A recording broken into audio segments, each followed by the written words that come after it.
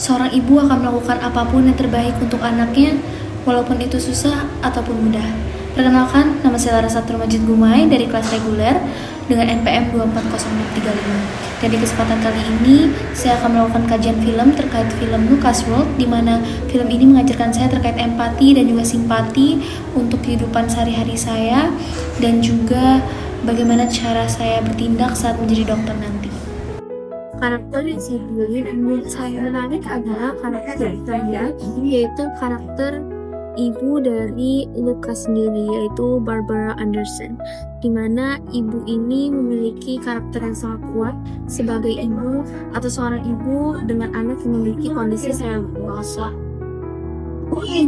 Sedikit deskripsi terkait karakter yang saya pilih, yaitu bahwa menyusui dengan Barbara adalah seorang wanita yang bekerja sebagai jurnalis di Soko. Dia sangat cerdas dan juga tahu mengalami berbagai masalah, terutama masalah yang dihadapi terkait sama anaknya, di mana dia merasa dirinya bertanggung jawab atas kondisinya anaknya, dikarenakan anaknya mengalami usia saat proses persalinan yang disebabkan oleh kekurangan kekuatan dari dirinya sendiri, yaitu dari Barbara saat mengeden atau saat mengejan di persalinan. Dan maka dari itu, hal tersebut membuat dirinya menjadi seorang yang merasa bertanggung jawab dan juga mencari berbagai cara untuk menyembuhkan anaknya dengan kebutuhannya yang khusus. Dan kondisi ini juga membuat dirinya berjuang secara emosional, finansial, dan juga secara spiritual. Dikarenakan Barbara disayangkan dengan Tuhan dan juga Tuhan, dirinya mencari berbagai cara untuk melakukan penyembuhan yang dialami oleh Tuhan, di mana dia mencari berbagai cara medis secara konkret dari daerah sendiri, yaitu di Meksiko, hingga pengobatan yang mungkin sifatnya lebih eksperimental, dan ia mencari berbagai cara untuk menerbangkan suatu keluarganya ke India demi menjalani pengobatan eksperimental itu untuk anaknya luka. Walaupun saat prosesnya ia menghadapi kritik, keraguan atau bantahan dari keluarga sendiri, tapi itu tidak membuat dirinya mundur melakukan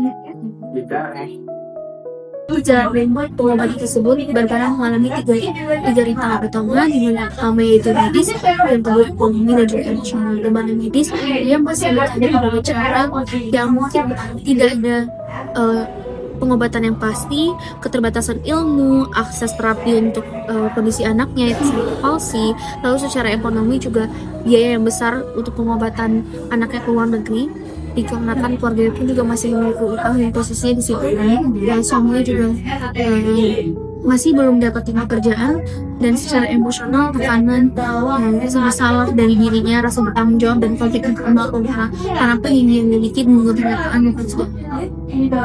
Dan ternyata dari berbagai percobaan itu, hal tersebut membuahkan hasil, di mana dari pengobatan eksperimental itu dengan tekad dan dukungan keluarganya, Barbara akhirnya membawa luka ke India, dan hasil terapi yang dialaminya itu memberikan atau menunjukkan kemajuan kecil dari kondisi luka.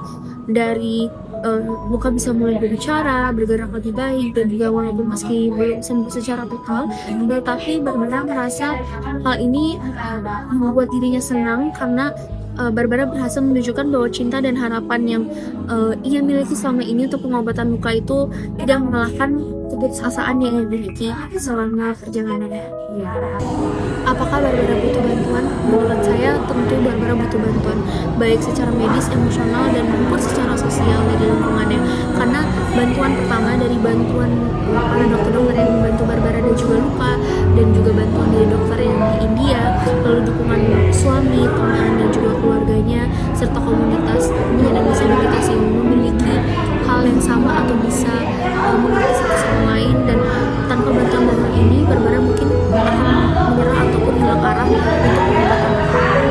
Apabila saya berproses dari lingkungannya, mungkin mari kita ambil contoh sebagai suami dan mungkin akan merasa tertekan, pertama karena sebagai suaminya saya tidak memiliki pekerjaan, tapi di posisi saya sebagai suami, saya juga merasa kesulitan dan juga butuh bantuan secara emosional, juga finansial, dan juga harapan sebagai seorang istri. Namun saya juga akan merasakan empati yang perjuangan istri saya, bukan sekedar sebagai suami, melihat juga Andres sebagai suami menunjukkan empati melalui kesabarannya dan juga kesediaan Andres saat membantu istrinya dan juga anaknya untuk menjadi lebih baik. Jadi saya melihat bahwa banyak sekali sebenarnya karakter yang memberikan simpati kepada anak ini, memberikan simpati sehingganya mereka kepada berbahasa keluarga di mana mereka mengetahui kalau misalnya memang mereka mengalami kesulitan untuk mencari pengobatan dan juga bagaimana keluarganya membutuhkan dukungan secara finansial, walaupun mereka membantu secara emosional tetapi memang mereka tidak membantu secara praktikal. Dari sudut pandang neuroscience and empathy, perilaku Barbara menunjukkan atau memperlihatkan aktivasi ruang pada sistem empatik berbasis mirror neuron, di mana ia merasakan penderitaan anaknya seolah-olah penderitaan ini juga dialami oleh dirinya sendiri, dan ini bentuk empati efektif yang mendorong sebuah karakter untuk melakukan tindakan yang konkret. Sementara empati dari Andres dan juga tenaga kesehatan dan juga para dokter yang membantu untuk menyembuhkan luka menggambarkan empati kognitif, di mana mereka memahami kondisi Barbara dan meresponnya secara rasional, dan kombinasi keduanya itu akan membuat dinamika emosi yang ada pada kelompoknya. Dan Sometimes hope is the only medicine left when science runs out of answer. Harapan adalah satu-satunya obat yang tersisa ketika sains kehabisan jawaban, dan itulah empati.